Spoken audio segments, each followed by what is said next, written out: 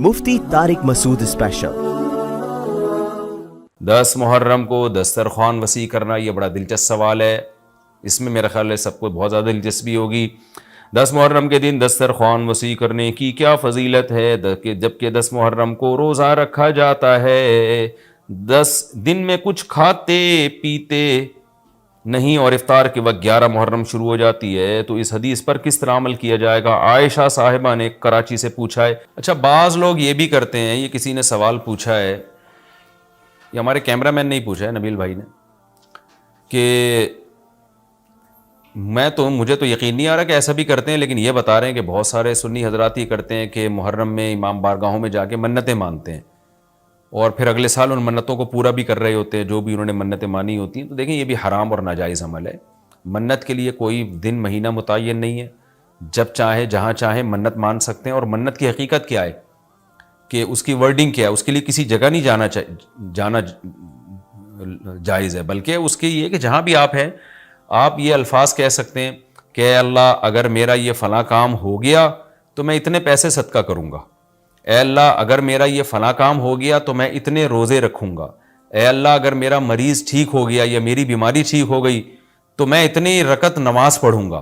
اس طرح کی منتیں ماننا جائز ہے، اس کے لیے امام بارگاہ یا مسجد یا کسی مزار پہ جانا حرام ہے۔ خوب سمجھ لیں، یہ گھر بیٹھے بیٹھے ہو سکتا ہے، یعنی اس کا کوئی جگہ شریعت نے منت کے لیے متعین نہیں کی ہے۔ اسپیشل اس کام کے لیے آپ مسجد جا رہے ہیں کہ یہ سوچ کے کہ وہاں جا کے منت مانوں گا تو شاید منعقد ہوگی، ایسا نہیں ہے، منت کہیں بھی ہو جاتی ہے۔ ہاں، کوئی مسجد میں نماز کی نیت سے جائے کہ 2 رکعت پڑھ کے اللہ سے دعا مانگوں گا تو ایک الگ بات ہے، اس کے لیے مسجدیں ہیں، تو مزار تو اس کے لیے بھی نہیں ہے، وہ تو وہاں تو بالکل ہی حرام ہے۔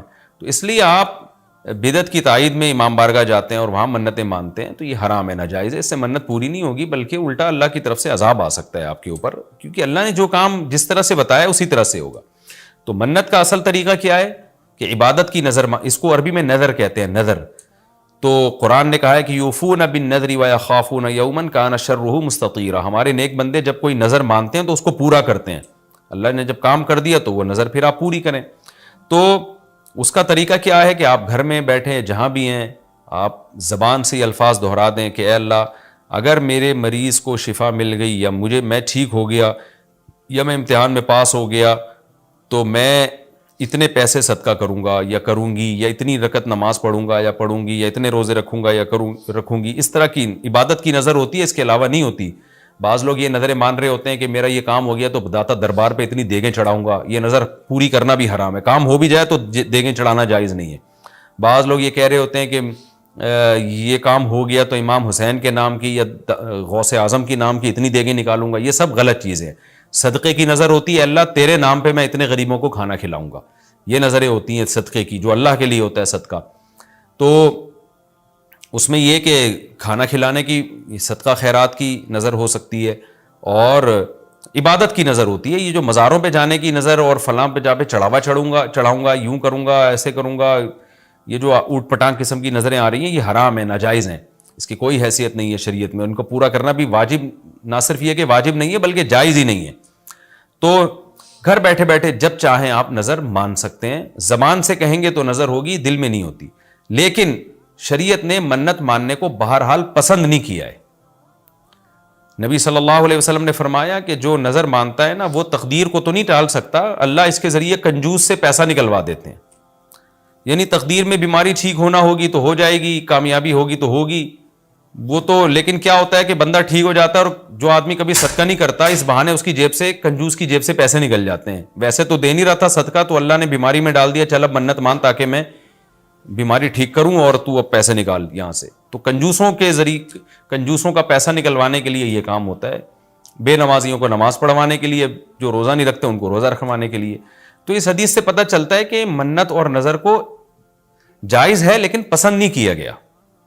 علماء نے اس کی وجہ بیان کی ہے کہ یہ ایک طرح سے نا اللہ سے ایک طرح کا مقابلہ چل رہا ہے کہ اللہ میرے مریض کو یا مجھے ٹھیک کر دے تو میں اتنے روزے رکھوں گا، یعنی بارگیننگ ہو رہی ہے اللہ تعالیٰ سے کہ اگر نہیں ٹھیک کیا تو میں نہیں رکھتا، جا بھائی، اے اللہ اگر میں پاس ہو گیا نا تو میں 1,00,000 روپے صدقہ کروں گا، اگر نہیں ہوا تو ہم بھی صدقہ نہیں کر رہے۔ تو ایک طرح کا نا مقابلہ چل رہا ہے۔ عبدیت یہ ہے کہ اللہ تو مجھے پاس کرے گا تو بھی 1,00,000 روپے دوں گا، نہیں کرے گا تو بھی 1,00,000 روپے دوں گا، اس لیے کہ میں تو تیرا بندہ ہوں، لیکن تو مجھے ویسے ہی پاس کر دے امتحان میں، چاہے میں لاکھ دوں یا نہیں دوں, میں تو تیرا بندہ ہوں, میں تو فقیر ہوں. فقیر بارگیننگ تھوڑی کرتا ہے. سیٹھ صاحب آپ نے مجھے اگر 100 روپے دیے نا تو میں بھی آپ کا فلاں کام بنا دوں گا. فقیر کہتے ہیں اللہ کے نام پہ 100 روپے دے دو, میں فقیر پھٹا, پرانے کپڑے میرے, میں کیا کروں گا یار آپ کے لیے. تو اللہ سے بھی بھکاریوں کی طرح مانگنا یہ اللہ کو زیادہ پسند ہے. منت ماننا بھی جائز ہے لیکن پسندیدہ کام نہیں ہے. ہاں جس طرح سے امام بارگاہوں میں یا مزاروں میں جا کے منتیں مانی جا رہی ہیں وہ بالکل حرام ہے, بالکل ناجائز ہے. اور اس کے لیے محرم کا دن متعین کرنا یہ سمجھ کے کہ اس میں منت زیادہ پوری ہوگی, یہ بھی حرام ہے, ناجائز ہے اور بدعت کی تائید ہے. اس سے آپ سب لوگ اجتناب کریں, اس سے گناہ ملتا ہے. اچھا جی, اب میں آتا ہوں جی محرم میں دسترخوان وسیع کرنا کیسا ہے. اس بارے میں ایک روایت ہے کہ عاشورہ کے دن جو اپنے اہل و عیال پر دسترخوان وسیع کرے گا, ان کو کھلائے گا, تو اللہ اس کے رزق میں برکت دیں گے. یہ روایت سند کے لحاظ سے کمزور ہے. بعض علماء کی رائے یہ ہے کہ اگرچہ کمزور روایت ہے مگر فضائل میں چلتی ہے, تو کوئی اچھی نیت سے دسترخوان وسیع کر دے, وسیع کر رہا ہے نا, کوئی یتیم کے منہ سے نوالا تو نہیں چھین رہا نا, کھلا ہی رہا ہے. تو اگر کوئی گھر والوں پہ اس دن اچھا کھلا دے گا تو اس میں کیا حرج ہے. بعض علماء کی یہ رائے ہے, وہ بھی اصحاب علم ہے. لیکن بندہ ایک کو ہمیشہ سے ایک اشکال رہا ہے کہ جب ایک بالکل بے غبار صحیح حدیث ہمارے سامنے موجود ہے تو اس کے مقابلے میں ایسی کمزور روایت کو ہم کس بیس پہ ترجیح دے سکتے ہیں. ہمارے سامنے جو بے غبار اور بالکل مستند حدیث ہے جس کی سند پہ کوئی کلام نہیں ہے, وہ ہے روزہ. عاشورہ کے دن روزہ رکھنا چاہیے. روزہ اور دسترخوان آپس میں جمع نہیں ہو سکتے. یعنی عاشورہ کے دن جب آپ دسترخوان وسیع کریں گے تو روزہ کیسے رکھیں گے. تو بعض لوگوں نے یہ تعویل کی ہے کہ افطاری میں کر لیں آپ, تو افطاری میں تو 10 تاریخ نہیں رہے گی نا, 11 شروع ہو جائے گی, وہ تو 11 محرم ہو جائے گی. بعض لوگوں نے یہ کہا کہ جی 9 محرم کو جب سورج غروب ہو تو عاشورہ کی رات کو دسترخوان وسیع کر لیں. تو حدیث کے ظاہر سے تو عاشورہ کا دن معلوم ہوتا ہے کہ جب عاشورہ والا دن شروع ہو چکا ہو, یعنی صبح صادق کے بعد. یعنی حدیث میں تکلفات کرنے پڑ رہے ہیں, اس کی تعویلات کرنی پڑ رہی ہیں. تو اس بارے میں علامہ ابن تیمیہ رحمہ اللہ کی رائے ہمیں بہت صحیح معلوم ہوتی ہے. انہوں نے یہ لکھا ہے کہ اصل میں ہوا یہ تھا کہ جب شیعہ حضرات نے عاشورہ کے دن کو منحوس سمجھنا شروع کر دیا کہ یہ منحوس دن ہے اور اس میں غم کا دن ہے, تو بعض سنیوں نے ان کے مخالفت میں نا اس کو خوشی کا دن منانا شروع کر دیا. یعنی ہوتا ہے نا, آپ کسی کی مخالفت میں حد سے تجاوز کرتے ہیں, تو انہوں نے خوشی کے دن کے لیے اس میں کھانے پینے کی روایتیں گھڑ لی, کھاؤ پیو کھلاؤ پلاؤ, تاکہ بالکل ان کی مخالفت ہو. تو حقیقت یہی معلوم ہوتا ہے کہ چونکہ صحیح حدیث میں روزے کا تذکرہ ملتا ہے اور روزہ اور کھلانا پلانا جمع نہیں ہو سکتے. اگر یہ جو دوسری عاشورہ کے میں کھانا کھلانے والی حدیث بھی بالکل بے غبار اور مستند ہوتی نا, تو ہم دونوں کو جمع کر کے تعویلات کر لیتے کہ جی افطار میں کھلا دو اور سارا دن روزہ رکھو, یا نابالغ بچوں کو دن میں کھلا دو اور بڑوں کو روزہ رکھوا دو. تو ہم تعویلات کرتے اگر یہ اسی ٹکر کی حدیث ہوتی. لیکن یہ کمزور حدیث ہے, تو اس کو اتنی صحیح مستند روایت کے مقابلے میں ہم کیسے لا سکتے ہیں. تو وہ ابن تیمیہ رحمہ اللہ کی بات کافی معقول معلوم ہوتی ہے کہ بعض شامی لوگوں نے یہ روایت کو گڑھا ہے صرف شیعہ لوگوں کی دشمنی اور مخالفت میں, کہ اس کو خوشی کا دن, تو عاشورہ کا دن تو نہ غم کا دن ہے نہ خوشی کا دن ہے, عبادت کا مقدس دن ضرور ہے, تو برکت کا دن ضرور ہے. تو اس لیے اس میں صحیح بات یہی معلوم ہوتی ہے کہ یہ کھلانا پلانا والا جو روایت ہے یہ ہمیں صحیح معلوم نہیں ہوتی. روزہ رکھیں, اور افطاری میں تو ویسے ہی دسترخوان وسیع کرنا چاہیے. افطاری میں سموسے پکوڑے جلیبیاں بچوں کو کھلائیں تاکہ ان کو روزہ رکھنے کی اور زیادہ حوصلہ افزائی ہو. تو اس لیے ہماری رائے اس میں یہی ہے کہ عاشورہ کے دن بس روزہ ہی کی فضیلت ہے, دسترخوان والی بات ہمیں ٹھیک معلوم نہیں ہوتی, کیونکہ اس کے مقابلے میں جو ہے نا دسترخوان والی حدیث کے مقابلے میں زیادہ صحیح حدیث ہے جو روزہ تو کھانا پینے سے اجتناب کا نام ہے, اور افطاری میں تو ویسے ہی آدمی کھا لیتا ہے, وہ اس کے لیے پھر ضرورت نہیں ہے الگ سے ہمیں کسی روایت کی. اچھا بھائی, بیوی کی خالہ اور پھپھی محرم ہے؟ کیا بیوی کی خالہ محرم ہوتی ہے؟ عبداللہ صاحب فیصل آباد سے. نہیں جی, بیوی کی خالہ محرم نہیں ہوتی, اپنی خالہ محرم ہوتی ہے. بیوی کی ماموں, بیوی کے پھپھا, بیوی کے چچا, بیوی کی بھتیجی, بیوی کی بھانجی, یہ سارے نامحرم ہیں. لوگ سمجھتے ہیں میری بیوی کے جتنے محرم ہیں وہ میرے بھی محرم بن گئے. ایسا بالکل بھی نہیں ہے, اتنا فری ہونے کی ضرورت بالکل بھی نہیں ہے آپ کو. جب بیوی کی بہن آپ کی محرم نہیں ہے تو باقی کون آپ کا محرم ہو جائے گا؟ تو صرف بیوی کی اماں، نانی، دادی، دادا تو ویسے ہی مرد ہیں، جو نانی، دادی، پوتی، نواسی، بیٹی، یہ سب آپ کے لیے محرم ہے. یعنی بیوی کی بیٹی جو ستیلی بیٹی کہلاتی ہے، یہ بیٹی کی بیٹی ہو گئی، وہ بھی ستیلی بیٹی ہے. تو بیوی کی اماں، بیوی کی نانی، بیوی کی دادی، یہ سب محرم ہے. یعنی بیوی کے اصول اور اس کے فروع، ماں باپ اور اولادیں، یہ سب آپ کے لیے محرم ہیں. اس کے علاوہ جتنے رشتے ہیں بیگم کے، وہ سب آپ کے لیے نامحرم ہیں. اگلا سوال بھی ایسا ہی ہے بھائی، محرم اور نامحرم رشتے کا اصول بتا دیں. کیا چاچی نامحرم میں سے ہے؟ محرم اور نامحرم کے درمیان فرق کرنے کا کوئی اصول ہو تو بتا دیجئے. ام حبیبہ کراچی سے کہہ رہے ہیں اگر اصول ہو تو بتا دیں. ظاہر ہے اصول ہی نہ ہوتا تو میں پتہ کیسے چلتا ہے کہ کون محرم کون نامحرم. دیکھیں اصول یہ ہے کہ زندگی بھر جس سے آپ کا نکاح کبھی بھی نہیں ہو سکتا وہ آپ کے لیے محرم ہے، اور جس سے کبھی بھی کسی بھی ٹائم پہ نکاح آپ کے لیے جائز ہو سکتا ہے وہ آپ کے لیے نامحرم ہے.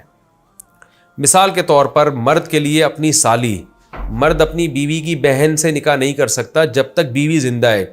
بیوی کا انا للہ ہو گیا یا طلاق ہو گئی تو اس کی بہن سے اب یہ نکاح کر سکتا ہے. تو اس سے پتہ چلا کہ بیوی کی بہن سے جو نکاح حرام ہے وہ وقتی طور پہ حرام ہے، ہمیشہ کے لیے حرام نہیں ہے. تو اس لیے بیوی کی بہن ہمیشہ کے لیے نامحرم ہے. آپ کا کسی خاتون سے نکاح ہوا، لوگ کیا کرتے ہیں جی میری وائف ہے تو اس کی بہن تو چونکہ اس سے میرا نکاح نہیں ہو سکتا لہٰذا وہ تو میری بہن بن گئی. ایسا بالکل بھی نہیں ہے. آپ کی جو وائف ہے اس کی بہن آپ کی نامحرم ہے، اس کو آپ سے پردہ کرنا پڑے گا اور آپ اس سے زیادہ فری نہیں ہو سکتے. زیادہ کا مطلب تھوڑا سا بھی فری نہیں ہو سکتے. تو اسی طرح اپنی جو چچی ہے یا ممانی ہے، ماموں کے مرنے کے بعد ممانی سے نکاح ہو سکتا ہے، یا ماموں اگر ممانی کو طلاق دے دے تو بھی نکاح ہو سکتا ہے. اسی طرح چچی ہے، یعنی آپ کے چچا کی جو وائف ہے، چچا کے مرنے کے بعد چاچی سے نکاح ہو سکتا ہے. لہذا چچی بھی نامحرم ہے، ممانی بھی نامحرم ہے. تو چچی پر لازم ہے کہ اپنے دیور کے بیٹے سے پردہ کرے. اسی طرح ممانی پر لازم ہے کہ اپنے شوہر کے بھانجے سے پردہ کرے. تو یہ نامحرم رشتے ہیں. ہاں اگر چچی عمر میں زیادہ ہے یا ممانی عمر میں زیادہ ہے تو پھر چہرے کے پردے کی گنجائش ہے کہ چہرے کا پردہ نہ کرے وہ. لیکن نارملی عام جوان چچی ہے یا جوان ممانی ہے تو اس پر تو بہرحال چہرہ چھپانا بھی ضروری ہے. تو یہ محرم اور نامحرم رشتوں کی ڈیٹیل ہو گئی. حدیث میں آتا ہے یحرم من الرضاعۃ ما یحرم من النسب. نسب سے جو رشتے حرام ہوتے ہیں دودھ پلانے سے بھی وہ رشتے حرام ہو جاتے ہیں، یعنی وہ بھی وہ محرم بن جاتے ہیں.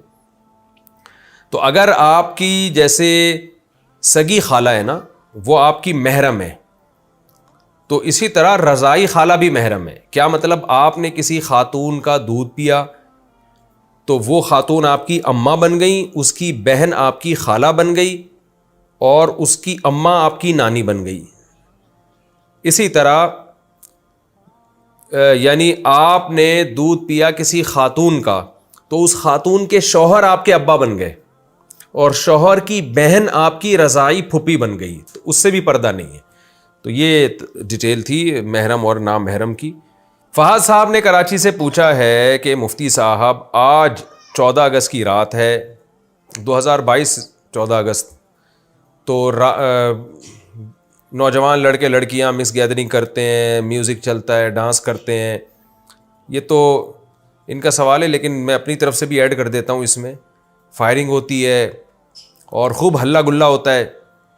تو آج بھی 12 بجے یہی کچھ ہوگا ہمارے ہاں. ادھر سخی حسن کی چورنگی پوری بلاک ہو جاتی ہے، پولیس والے آتے ہیں ڈنڈے مار رہے ہوتے ہیں پبلک کو. تو یہ سب کیا ہے؟ دیکھیں 14 اگست ہمارے لیے خوشی کا دن ہے اس طور پر کہ ہمارا ملک آزاد ہوا تھا. تو اگر کوئی اس کو یعنی اس کو سیلیبریٹ کرتا ہے، اس کو خوشی مناتا ہے، یعنی آٹومیٹیکلی ایک چیز ہے تو اس میں کوئی حرج نہیں ہے. اچھا اس پہ لوگ 12 ربیع الاول کو بھی قیاس کرتے ہیں کہ جب 14 اگست کو خوشی منانا جائز ہے تو 12 ربیع الاول کو کیوں جائز نہیں ہے. دیکھیں نبی صلی اللہ علیہ وسلم کی پیدائش کے دن خوشی منانا یہ اس کا تعلق مذہب سے ہے، مذہب سے براہ راست ہے. تو مذہب میں اپنی طرف سے ایڈیشن کی اجازت نہیں ہے جب تک شارع علیہ السلام کی طرف سے اس کی پرمیشن نہ ہو. تو ہمارے نبی صلی اللہ علیہ وسلم نے 12 ربیع الاول نہیں منایا، نہ صحابہ نے نہ تابعین نے، تو ہمیں اجازت نہیں ہے. اور یہ جو 14 اگست کو منایا جاتا ہے یہ قومی دن ہے، اس کا اسلام سے براہ راست تعلق نہیں ہے، لہذا اس میں اسلام سے براہ راست پرمیشن کی ضرورت نہیں ہے، کیونکہ اسلام کی طرف سے پرمیشن آلریڈی ہے کہ تمہارے اپنے ذاتی چیزیں ہیں، اگر کوئی ایک دن آپ متعین کر لیتے ہیں تاکہ اس میں لوگوں کے دل میں ملک سے، وطن سے محبت پیدا ہو، تو اس میں کوئی حرج نہیں ہے۔ ہاں اتنی بات ضرور ہے کہ اسلام کوئی بھی دن آپ کو منانے کے لیے اس میں کچھ باؤنڈری اسلام نے کھینچی ہوئی ہے کہ آپ اسلام کی باؤنڈری سے باہر نہ نکلیں، تو وہ 14 اگست کو بھی آپ کے لیے جائز نہیں ہے اس باؤنڈری کو کراس کرنا۔ وہ باؤنڈری کیا ہے کہ بے حیائی کا کام کرنا، کوئی ایسا کام کرنا جس سے لوگوں کو تکلیف ہو، اذیت ہو۔ اب آپ دیکھیں روڈ جب بلاک ہوتے ہیں، ایمبولینس میں مریض جا رہے ہوتے ہیں، ان کے ساتھ مسائل ہوتے ہیں، موتیں واقع ہو جاتی ہیں۔ کراچی کے حالات پہلے ہی ایک تباہ کن ہے، اوپر سے آپ روڈ بلاک کرنا شروع کر دیں، پھر لڑکے لڑکیاں، جوان لڑکے لڑکیوں کو اپنی ٹھڑک پوری کرنے کا بھی موقع مل جاتا ہے۔ گھروں سے نکلتی ہیں، اماں والدین روکتے نہیں ہیں، چمک چھلو بنی ہوئی گھر سے جا رہی ہوتی ہیں کہ جی آج 14 اگست ہے، اور لڑکوں سے ڈیٹیں لگ رہی ہوتی ہیں اس بہانے، اور مس گیدرنگ ہوتی ہے، اکٹھے ناچ رہے ہوتے ہیں۔ بےہودگی ہے۔ پاکستان اسلام کے نام پہ بنا تھا، اور اس میں جو جانیں دی گئی ہیں، خون بہایا گیا ہے، وہ اسلام کے دفاع کے لیے کہ ایک اسلام کا قلعہ ہوگا۔ آپ اس طرح سے ایک دن منا رہے ہیں جس میں اسلام کی دھجیاں اڑائی جا رہی ہیں، تو یہ پاکستان سے محبت کی علامت نہیں ہے، یہ اس کا مطلب آپ اپنی ایک ٹھڑک پوری کر رہے ہیں۔ تو ہم آپ کو 14 اگست منانے سے منع نہیں کرتے، ایک آزادی کا دن ہے، اگر آپ اس کو مناتے ہیں اور اس سے ملک کی محبت پیدا ہوتی ہے تو اچھی بات ہے یہ، کیونکہ بہرحال ایک ہمارا ملک ہے، اس کا دفاع کرنا ہماری ذمہ داری ہے، اسلام کا ایک قلعہ ہے۔ پاکستان ختم ہو گیا تو بہت سارے اسلامی ملکوں کا فیوچر داؤ پہ لگ جائے گا، تو لیکن حدود کے اندر رہ کے آپ اس کو منائیں۔